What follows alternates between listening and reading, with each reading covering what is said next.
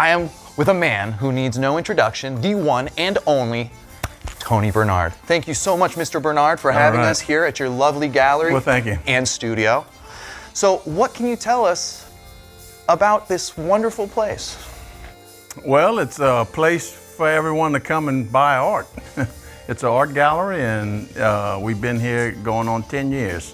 10 years. Now, when did you open? So it was 2015, Black Friday. The day after Thanksgiving was our first opening day. So do you guys have like a special Black Friday anniversary deal every year? Every year. What we have here behind me is a year's worth of hard labor. In 2021, I talked to my little boy. I said, man, y'all ought to do something for next year and get in the Guinness Book of Records. And I said, I'm gonna paint a painting a day, every day of the year. Started getting close to the first of the year. I said, you know what? If I'm gonna paint one, I just soon paint two a day. And so I started out January 1st and started painting a little 4x4 canvas and did 2 of them each day. I videoed every one.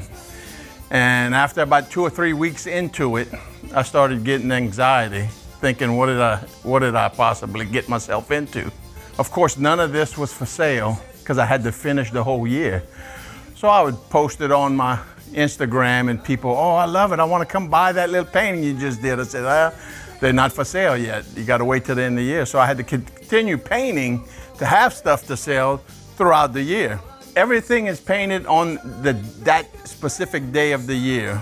Couldn't miss a day and go back and catch up because I videoed everything. Here we have it, 365 paintings, started on January 1st, ended on December 31st, and some of them are significant as far as areas and holidays. First got a Mardi Gras. That year was March the 1st, so I got beads in the oak tree, and here we have one that I painted upside down. And when I pulled them out to hang everything, I forgot if I actually painted it upside down or if I just painted it, turned it upside down and signed it.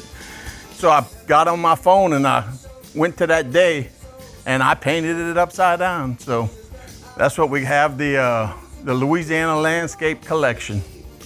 And the only way to get one of these is you have to get them all.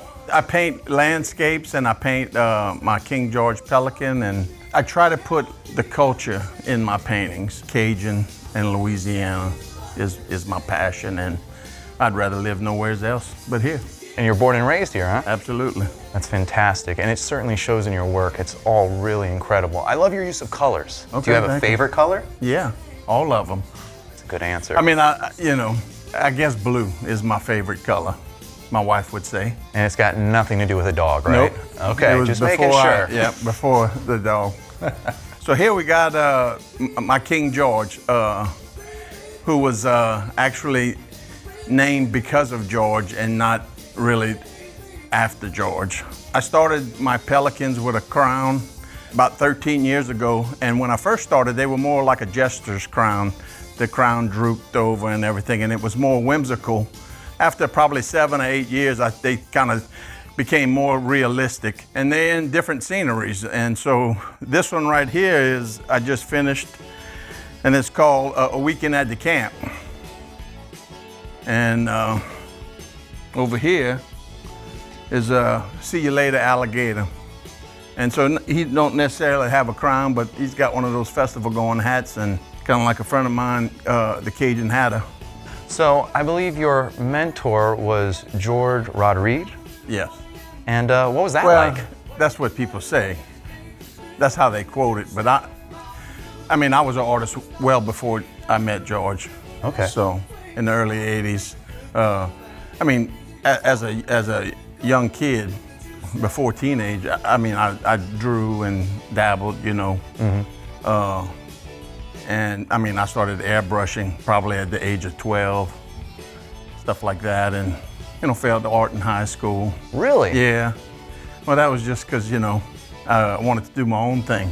Uh-huh. I didn't follow the plan, but it had nothing to do with my ability. Okay. Just was a teenage kid that just thought he knew better. Of and course. Knew everything.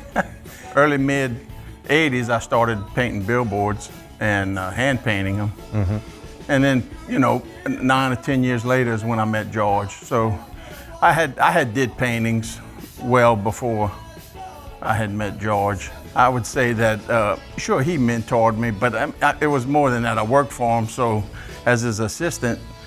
So it's not like I was over there taking classes. I just, stayed alert and watched what he did and how he dealt with people. And, I would say the biggest thing that I pulled from him in my years with him was how generous he was. And so more than anything to do with art. Sounds like a really great man. Yeah, absolutely. That's fantastic. I'm jealous. Okay, that's what everybody says. But, God had me where I needed to be, That's great. And I was fortunate to be in the way of his path. Here we have one of my Louisiana landscapes with my oak trees in it. And I've been doing these probably nearly 25 years with this style. People say, oh, that kind of looks like a Rodrigo oak tree. And I tell them, thank you. Working with George for 20 years had a little influence in me. And so this is my own way to speak of our friendship through my paintings. But I've probably painted 5,000 oak trees in the 25 years. Do you have a favorite superhero? No, but my kids do. Oh, what? All of them, Marvel.